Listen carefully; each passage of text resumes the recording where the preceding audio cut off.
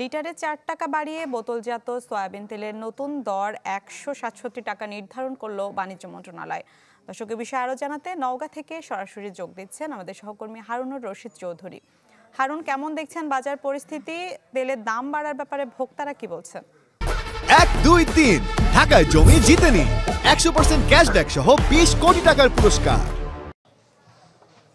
আমরা আসলে কিছু ব্যবসায়ীর সঙ্গে কথা বলেছি এই তেলের বর্ধিত দাম নিয়ে। তারা কেউ কেউ বলেছেন যে এখন পর্যন্ত জানেন না যে দাম আসলে বৃদ্ধি করা হয়েছে, বিষয়টি এখন পর্যন্ত জানেন না। আবার অনেকে বলেছেন যে তারা আসলে গণমাধ্যমে দেখেছেন যে দাম 4 টাকা বাড়ানো হয়েছে। আমরা দেখলাম যে বোতলের গায়ে আসলে যে দামগুলো লেখা আছে মূলত বিভিন্ন কোম্পানির, যে 133 টাকা, সেই 63 টাকা সেই দরে আসলে তারা বিক্রি করছেন মূলত এই তেলগুলো। আবার অনেক জায়গায় যারা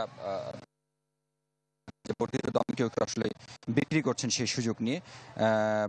বেশিরভাগ দোকানি বলছেন যেহেতু দাম বাড়ার পরে নতুন করে আসলে মালামাল তাদের দোকানে ঢোকেনি, পুরাতন মালামালগুলো আছে ঈদের সময় কেনা বা ঈদের আগে কেনা, রমজানের মধ্যে কেনা, যার কারণে তারা নতুন করে দাম বাড়াননি।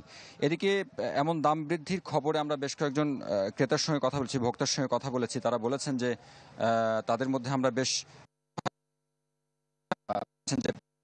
দাম মোটামুটি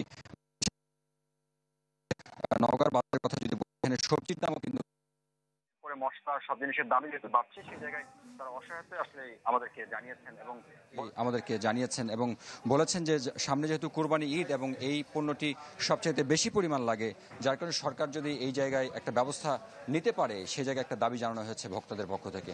মোটামুটি এরকমটা ছিল। তবে সরকারের পক্ষ থেকে বা প্রশাসনের পক্ষ থেকে কোনো রকম ব্যবস্থা নেওয়া বা দাম আসলে ঠিকঠাক নিচ্ছে কিনা কিংবা সরকার নির্ধারিত দামে বিক্রি হচ্ছে কিনা, এই মনিটরিংয়ের জন্য এখন পর্যন্ত কোনো টিম আমরা মাঠে দেখিনি।